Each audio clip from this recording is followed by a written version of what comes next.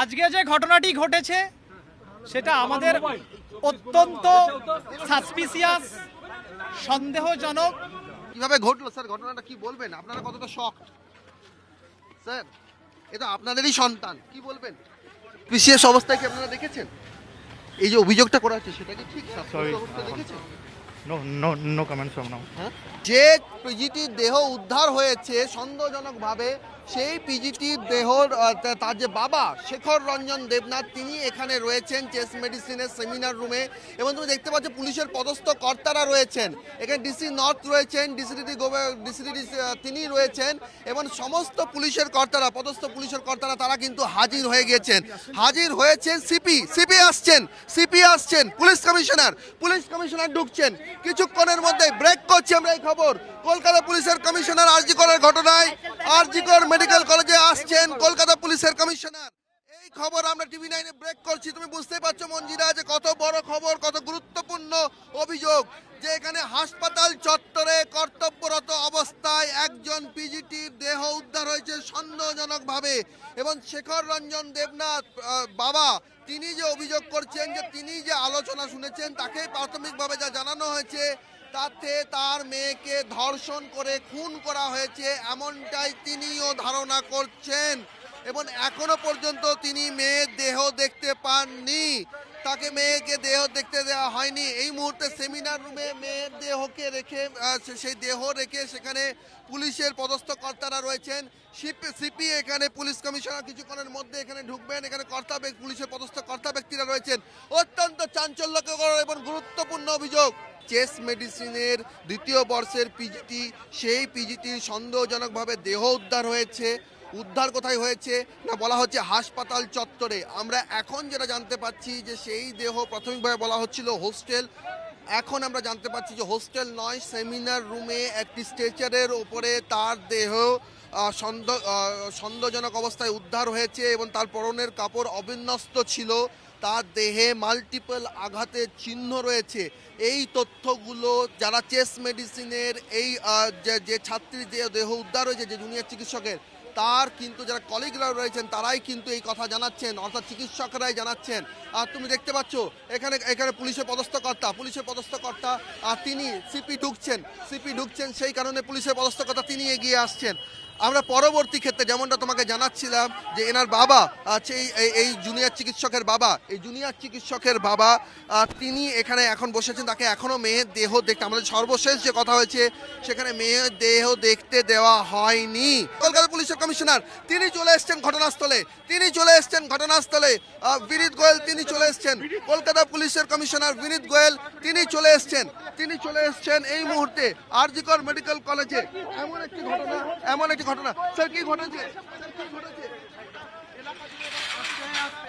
তুমি দেখতে পাচ্ছ কলকাতা পুলিশের সিপি চেস্ট রুমের সেমিনারের দিকে যাচ্ছেন, যেখানে দেহ রাখা রয়েছে সেখানে তিনি যাচ্ছেন। সিপি নিজে চলে এসছেন। তুমি বুঝতে পারছো গুরুতর অভিযোগ। একটু আগে যখন আমরা স্বাস্থ্য ভবনের স্বাস্থ্য সচিবের সঙ্গে কথা বলছিলাম, তিনিও বলছিলেন যে অভিযোগ অত্যন্ত গুরুতর এবং সেই জন্য আইনের পথে চলবে, সত্যটা বেরিয়ে আসুক আমরাও চাই।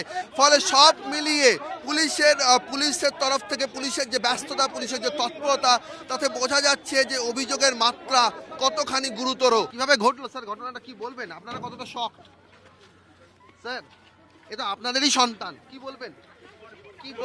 তাদের বাবা মায়েরা আপনাদের দিকে তাকিয়ে আছে, কি বলবেন স্যার কি বলবেন স্যার? ঘটনাটা কি বলবেন একটু বলেন স্যার, কি ঘটেছিল স্যার?